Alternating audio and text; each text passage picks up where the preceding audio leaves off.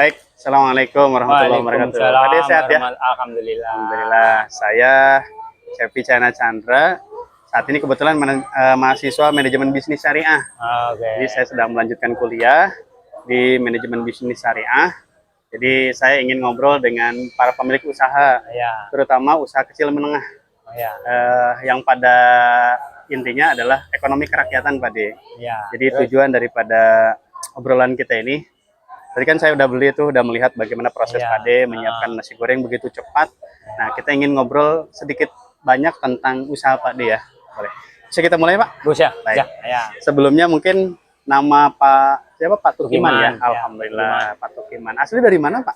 Saya Solo, Jawa Solo, Tengah. Surakarta. Ya, Surakarta. Alhamdulillah. Baik. Ya. Berarti jauh juga ya mengembara ke Jakarta pusat ini ya. Iya. Ngadu nafsit. Dari tahun berapa, Pak, kalau boleh tahu? Saya mulai masuk sini apa maksudnya masuk Jakarta? Awal-awal. Oh, masuk Jakarta udah tahun 93. 93. Berarti udah jadi warga sini dong ya? Iya, udah dari Alhamdulillah. warga. Terus memulai usaha dulu pertama kali apa, terus apa, dan terakhir ini? Oh, Mudah-mudahan ini terus berkembang nih. Awal-awalnya saya emang kerja Oh iya. di restoran. Betul. Ya, restoran Padang itu lama. Dari bujang sampai punya istri. Alhamdulillah. Sampai punya anak juga? Ya, udah punya anak satu. Betul. Itu punya anak dua. Punya anak dua punya itu anak dua. masih kerja di rumah makan Padang. Terus habis itu ya kita coba buka usaha. Usaha berdagang, sendiri. ya, usaha sendiri. Karena kan kita nggak selamanya bekerja, Pak De ya. Suatu saat kita harus membangun usaha diri kita sendiri. Iya, Walaupun bener. kecil, kita menjadi pemilik usaha sendiri, gitu ya. Gitu, Baik. ya. Terus lanjutkan, Pak De. Terus habis itu kita coba ambil ke usaha. Pertamanya saya usaha itu jualan nasi uduk. Nasi uduk dulu. Ya, nasi uduk, tempat sayur gitu Ya. di rumah saya di Kramat Jati sana. Kramat Jati. Lama juga itu, berapa tahun itu lama. Iya. Tuh, terus lama-lama tempatnya kan nggak nyaman, kena tantip terus. Oh, ya zaman zaman dulu dulu ya. kan masih anak tantip. Jadi, Zaman dulu kita usaha Ya. kecil dikejar-kejar Ya, tantip dikejar-kejar ya. Tapi tantip. sekarang insya Allah enggak lah ya. sekarang amin, sekarang nggak Amin. enak. Mudah-mudahan lebih nyaman ya. Terus, Kemudian, Pak De. habis itu kita kan saudara ini, yang itu saudara saya ini yang baru ini. Iya. Kita dikasih informasi mau berdagang, nggak kesini. Awalnya saya emang dagangnya di situ, Betul. yang gorengan itu. Mm-mm. Cuma saya ikut doang. Betul. Ketika habis ikut, udah lama, udah bisa, udah mandiri, udah bisa mandiri. Akhirnya mandiri. Ada tempat yang kosong di sini saya beli. Alhamdulillah. Saya Iya. usaha di sini, langsung pindah ke sini. Betul. Gorengan awalnya kan gorengan doang. Awalnya mengawali dengan gorengan. Gorengan gitu. Berapa jenis gorengan tuh kalau boleh Iya. tahu paling banyak? Kalau gorengan ada berapa macam ya? Ada 10 mungkin ya? Ada 10 ya? macam ada. Lebih bukan ya? Ya, kadang-kadang Baik. ada. Setelah Kalau pas gorengan, komplit ada. ya setelah gorengan kemudian apa lagi, Pak De? Habis gorengan kita pikir kayak gorengan udah ada yang megang kan, kita udah punya karyawan kan. Iya. Satu kita bikin usaha lagi umpamanya gitu. Terus ada kebetulan ini nasi goreng kosong lama. Belum ada lah ya. nasi Nggak ada goreng yang waktu itu megang. Ya. Nggak ada yang megang ya. Kosong, jadi Kosong. nggak ada yang mau dagang. Jadi Betul. terus bos yang punya sini nawarnya ke saya, mau dagang nggak gitu. Mau sekalian nggak gitu ya? Terusin nggak tuh nasi goreng. Berarti Saya- itu akibat dari kedekatan Pak De dengan yang punya tempat kan? ya itu. Karena hubungan baik itu sehingga usahanya ditawarkan menjadi lebih berkembang ya. Baik, Soalnya lanjut Pak De. Bos ini emang percaya sama saya semua. Oh, Ini udah alhamdulillah. ditawari lagi di bawang kalau mau. Iya. Luar Tawarin. biasa. Dulu saya punya 3 nih, 1, 2, 3 nih sini. Toprak. Oh, ketoprak di sini. Iya dulu. Iya dulu ya. Ketoprak pernah. Tuh ketoprak akhirnya kata bos udah kasih temennya aja, kasihan. Udah akhirnya pakai temennya itu di belakang ada. Itu. Habis itu terus dia juga nawarin lagi kalau mau dagang di belakang ada lagi. Ya udah ntar lah. Habis lebaran tanggung aku gitu. Biasa.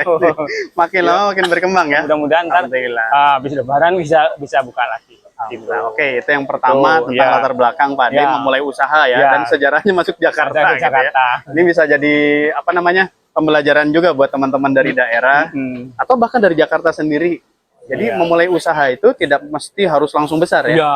tapi mulai dari ngikut saudara dulu, ngikut tempat dulu, kemudian kita menunjukkan cara belajar kita dalam berdagang, menunjukkan bahwa kita sungguh-sungguh, akhirnya lingkungan sekitar pun mendukung Pak De ya, menawarkan tempat dan sebagainya, sehingga usaha tambah berkembang ya. Akhirnya kan mengikuti pasar ya, mana kira-kira kuliner atau yang diperlukan oleh masyarakat ini. Ya. Baik Pak De, alhamdulillah dengan pencapaian sekarang ini nih Pak De, saya boleh tanya tentang kira-kira nih motivasi Pak D untuk bikin usaha sendiri, kan dulu pekerja udah enak dapat gaji tiap bulan ya kan, atau harian minimal ada penghasilan kan, nggak usah bingung-bingung ya kan. Nah sekarang Pak D jadi pengusaha UMKM, usaha menengah, usaha mikro dari kecil menengah. Ini kira-kira apa motivasinya Pak D? Ya, kenapa kok mau usaha sendiri gitu? Motivasi saya itu, pikiran saya begini, saya selamanya tenaga saya nggak kuat gitu loh. Pertama, keduanya kan lama-lama saya kan jadi tua, nggak mungkin toh, nggak mungkin kita harus kerja terus kayak gitu kan, nggak mungkin. Kalau udah tua tenaga kita nggak ada, ya kita harus nyari usaha sendiri, terus kalau bisa nyari tenaga karyawan kita, buka cabang berapa tempat kan, kita kalau udah tua kita tinggal di rumah. Nah gitu, mau di kampung apa di sini kan tinggal terima ngambil gitu. Baik. Jadi begitu. Betul. Ya. Ada sebuah buku ya, jangan mau seumur hidup jadi orang gajian ya. Makanya. Baik. Oke, itu motivasi Pak D. Berikutnya Pak D.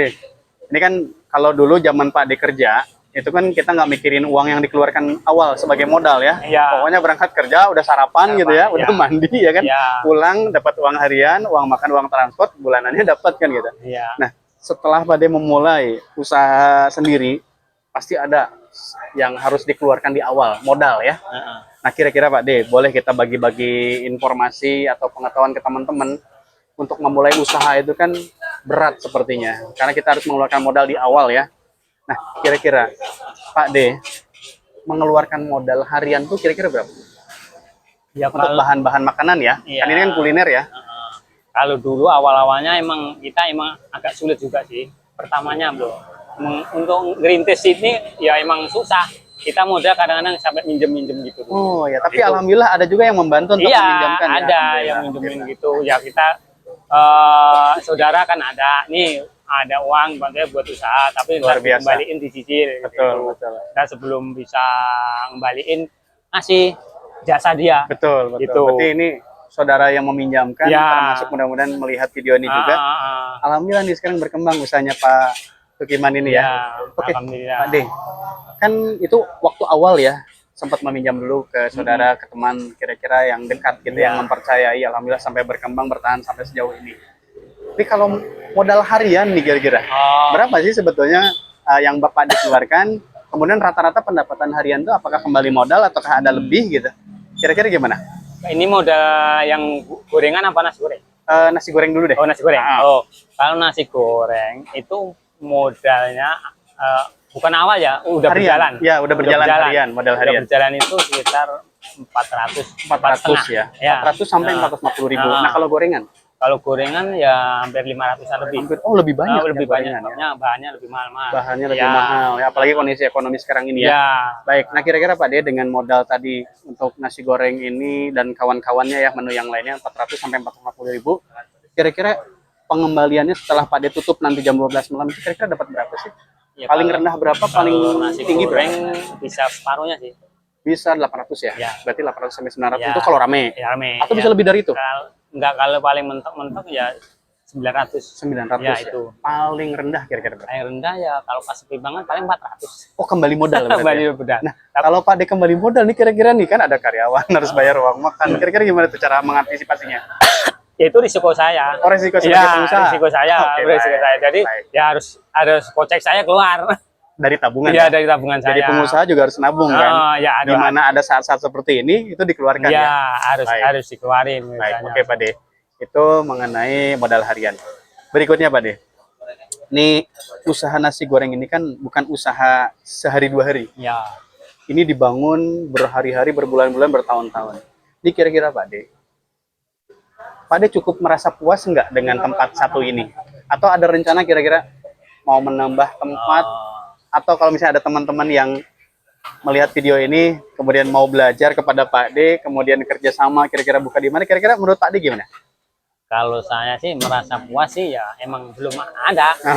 Mungkin ya namanya manusiawi lah. Betul. Ya kan? Ingin terus maju berkembang lagi. Punya satu, pengen dua. Betul. Pengen dua, pengen tiga kan? Betul. Ya gitu. Jadi pengen. Kira-kira rencananya di mana ini? Kalau misalnya di sini sudah ada, apa mau rencana balik kampung terus bikin usaha di sana? Gimana? Maksudnya gimana? Misalnya ke Solo gitu. Oh, kayak sih Tetap di Enggak, sini aja. Tetap di Jakarta. Jakarta ya. Ah, Memang Jakarta nih magnetnya luar biasa ya. Magnetnya luar Ya biasa. Mbak ya. Biarpun susah-susah. Baik, baik, Ya. baik. Alhamdulillah, mudah-mudahan didoakan semoga usahanya lancar Amin, terus, amin. berkembang. Kalaupun nanti bikin cabang itu tidak jauh-jauh oleh keluarga Iya. atau oleh teman, oleh karyawan sendiri Iya, gitu ya. itu. Baik. Nah, Pak D, ini terakhir dari saya.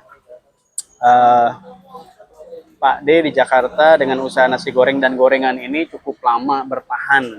Apalagi kemarin era pandemi COVID-19 Ya. ya. Dan kemudian kuliner ini menjadi salah satu bidang usaha yang bisa bertahan.